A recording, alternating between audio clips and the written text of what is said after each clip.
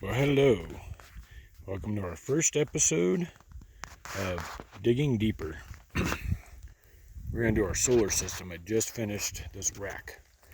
So, um, let's go with the solar system first. We went with a company called Windy Nation.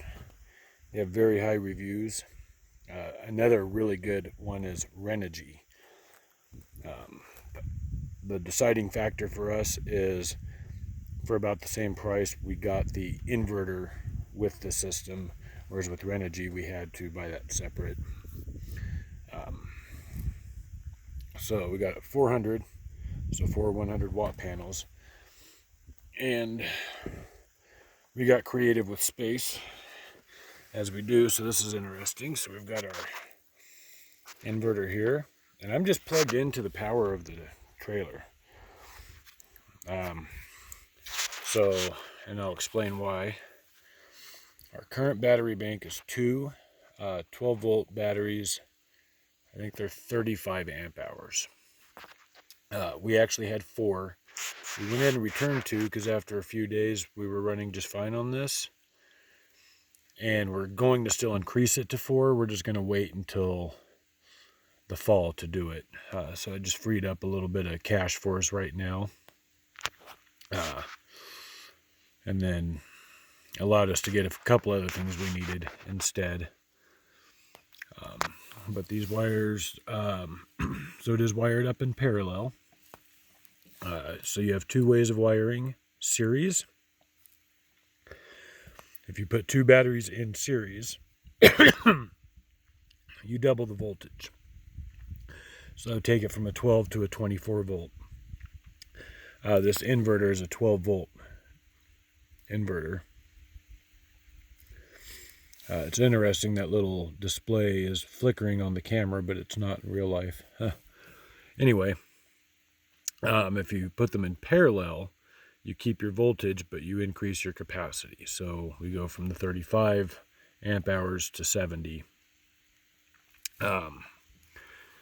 And then the other piece that you have to have is your charge controller. So I got a little smiley face, that works. 13.8 volts, so they're fully charged right now. It's only 9-ish in the morning.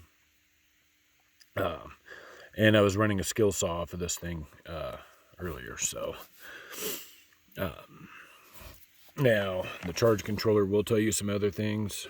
The only thing I really care about, it has a load, so you can run DC off of this. I could hook some things straight to DC and not have the power loss that you get with the inverter, but I've chosen not to do that for simplicity.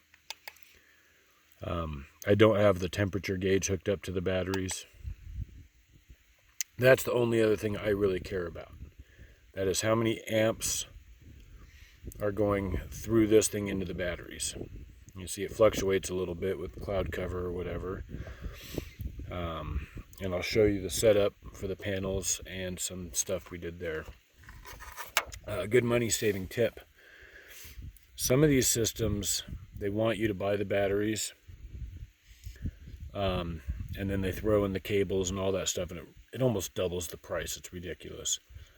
Home Depot has these batteries. I think the 2-pack with tax and everything was like $135 for 2 of them. It does not come with any wire to connect the charge controller to the batteries, but the inverter does come with cabling to hook a battery to the inverter. So, but basically, I just went down to the auto parts store, got the ring connectors and 12 or 10 gauge wire. 12 is fine, but 10, of course, is a little bit better. And then I got the 4 gauge battery cables. And what I did is just bought battery cable and then the connectors and cut it shorter and put the connectors on, and that was $6. And I still have enough to hook up another battery, if I want to. So that's what we have there, and I just kind of sealed up the holes with some expanding foam.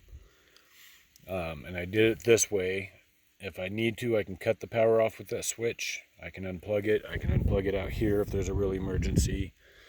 Plus, if I need to hook up the generator, I just unplug that cord and plug that right into the generator, and I'm good to go. So I did this so that we could have a very simple troubleshooting, very simple switch over if we need to a backup system. So, living simple and saving some money where you can. $6 for enough cabling and whatnot to hook up 3 batteries, versus that would have been about $20 through them. So, pretty good deal there. And by the way, you can't leave this door open because the cat likes to crawl in there and then she gets locked in like she did the other day. There she is. So that's what I care about that. Now, these panels, I'm going to cable tie up these cables, but I built these racks. So, something that they recommend is having, hi love, is having your solar panels facing south, which would actually be that way, and they're not, and changing the angle with the season. So you take your latitude and you do -15. So if you're at the 40th parallel and you -15, that's the angle it should be sitting at in the summer. And the reason why is because the sun's going to come over, you're going to get optimal. In the winter, the sun's going to be more at that angle, so you increase the angle, you go 15 degrees over your latitude. I didn't want to do that, and this rack system cost me a few screws, because that is all wood from an old deck that we tore out at our house in Idaho, which that truck was full of this wood, and we've been using it for everything, so we're almost out now. But if you noticed, I had 10 amps of power going through the panels, and the light's really only hitting these 2. When we first got this set up an hour ago, I had both of them facing the same way while I was building them, and it was pumping about 15 to 16 amps in. But with this, we have a lot of obviously very sunny, clear days, and the morning sun's going to hit this, the afternoon sun's going to catch both, and then the evening sun, because the sun sets right in there, so it's going to hit these just fine. If we have an overcast day, and I feel like we need all 4 panels getting the sun at once, I can just swing this around, and then swing them back this way. So, some hints. Number 1, solar power is not as complicated as it seems. There's a ton of videos on YouTube about it, and they're all confusing. And they try to explain what you can run with what size and all of this. It doesn't matter. I mean, it does, but your battery bank gives you amp hours. You can convert that to watt, or convert that over to watts. You can convert your things you're running, and kind of gauge how many hours. Here's the fact: 100-watt solar panel really only generates about 80 watts, even with good sun, because of efficiency. You also have some efficiency loss from your inverter, which takes your DC power. So this creates DC power. It runs through that controller and charges up your batteries. You could run a solar system without batteries. Not this one. The charge controller will only work if the batteries and the panels are both hooked up. But in theory, you could draw power straight from a solar system as long as it's getting sun. But that's stupid. So right now my batteries are fully charged, and this is still generating power. So during the day, we can just sit here and run whatever we want. At night, we're running off of those batteries.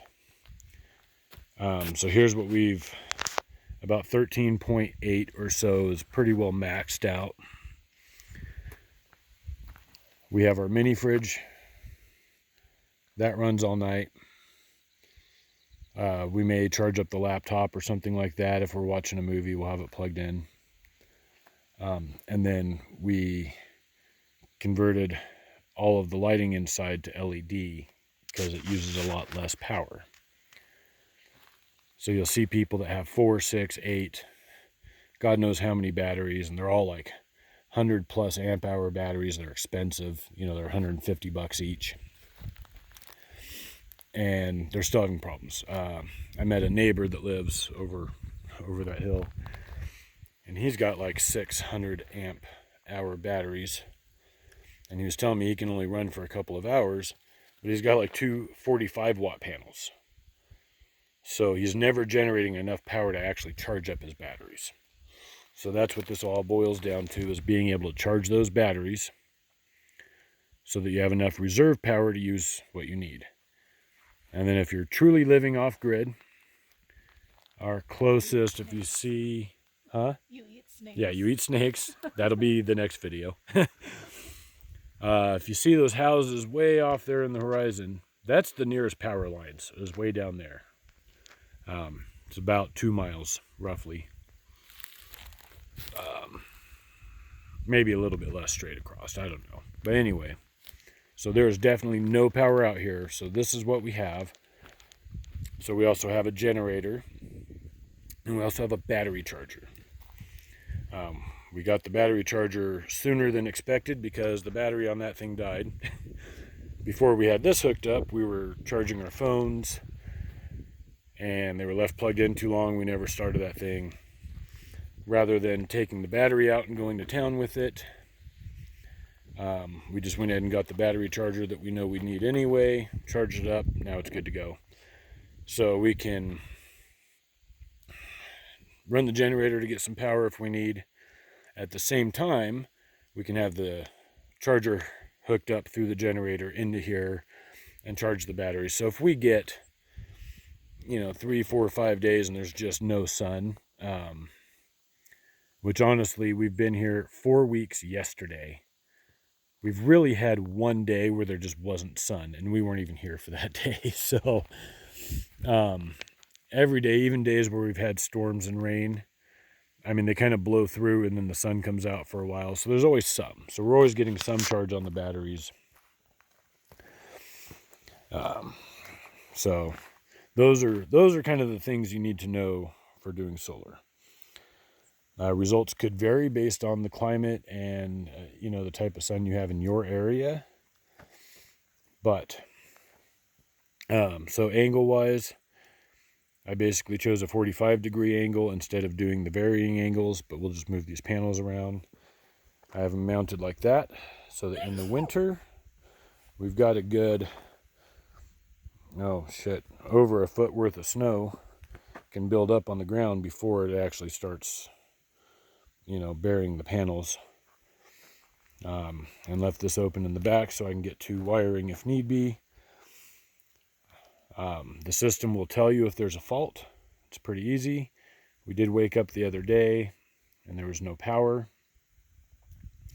Turns out there hadn't been the day before. The dog was put on his chain while we went out to town and came back, and he was dragging his chain around.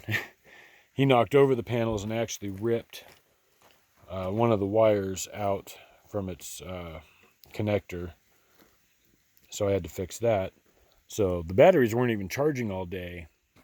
And we still had like 11, right at 11 volts, even with our fridge and stuff running for a good part of the day and all night. So, I mean, we actually have plenty of battery storage. I wake up in the morning and check this before the sun really comes out, typically. And we're usually sitting around 12 volts. And as soon as the sun hits this thing, it starts charging up. And we're back up to that 13.8. So, again, just manage your power a little bit. Try to use more of it during the day so that, at night your reserves are only using the couple of lights and things that you really need. But other than that, that is our digging deeper on solar. If there's anything I didn't touch base on that you're wondering about, let me know. I may do one later about what you can really run off of this, but there's so many of those videos already out. I just kind of wanted to show a money-saving, creative way to do it. The solar system itself was like $700. The panels, charge controller, inverter, the cabling, the mounting brackets. But where I save money is I didn't buy their pre-made mounting set. I didn't buy their cables or their batteries because that was just expensive. And there's just, quite frankly, no reason to do that. So that's our solar. And I'm going to turn this off and say good day to all of you, and then turn around and start another video for update.